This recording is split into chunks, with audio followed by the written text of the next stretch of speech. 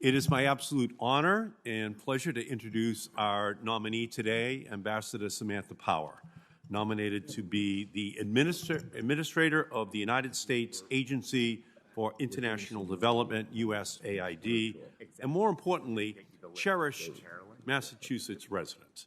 I'd also like to welcome Ambassador Power's husband, Cass, and their two young children, Declan and Rian, who are right behind us here today. Samantha is a friend, a constituent, and of course, a fellow Irishman, Irish woman in her case. As noted in a New Yorker profile of her, Ambassador Power's last name, Power, comes from the Irish, de poor, meaning of the poor.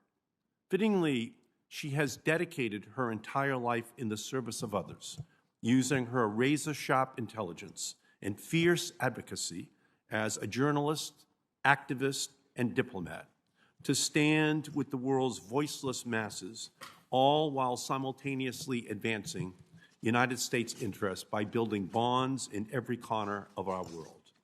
Ambassador Power has been known to be ferocious in the pursuit of justice, human rights, and democracy, always taking the time to hear other points of view with great humility. While she disagrees with Henry Kissinger on everything from politics to the no-brainer debate of Red Sox versus Yankees, he has said that Samantha, quote, has... Don't ruin the nominee's opportunity here, Mr. Senator Markey. He has said, Ambassador Henry Kissinger has said that Samantha has an excellent analytical mind, and even on matters where I might have come to different conclusions, I respected her analysis. Perhaps the highest praise ever given by a Yankees fan to a member of Red Sox Nation. As an immigrant from Ireland, Ambassador Power's personal background gives her a unique and deep respect for this country and all it stands for. Spending time between Pittsburgh, Atlanta, Dublin, and Boston, she received her bachelor's degree at Yale University and went on to obtain her law degree at Harvard University. She served in several key positions during the Obama administration, including as the Special Assistant to the President, the National Security Council, Senior Director for Multilateral Affairs and Human Rights, and notably as the youngest ever United States Ambassador to the United Nations. Prior to entering government service, she began her career as a war correspondent, reporting from the siege of Sarajevo. She became a Pulitzer Prize-winning author and served as the founding executive director of the Carr Center for Human Rights Policy at Harvard University.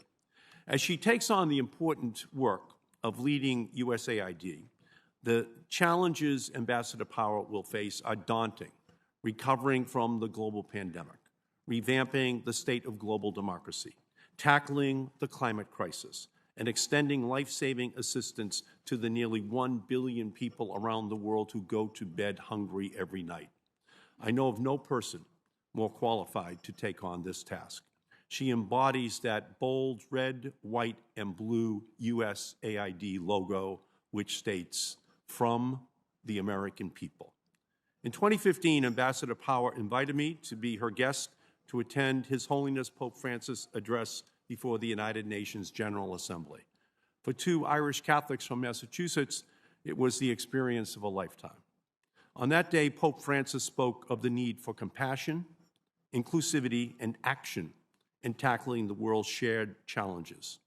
Ambassador Power's career personifies each of these qualities, and I know she will take her compassion, her inclusivity, and her unwavering desire for action to achieve great things for the people of the United States and the world at USAID. So welcome, Ambassador Power. We are pleased to have you here. We can't wait to see you get to work over at USAID, and I thank you for your service to our nation. It is my privilege, Mr. Chairman, to introduce Ambassador Power to the committee.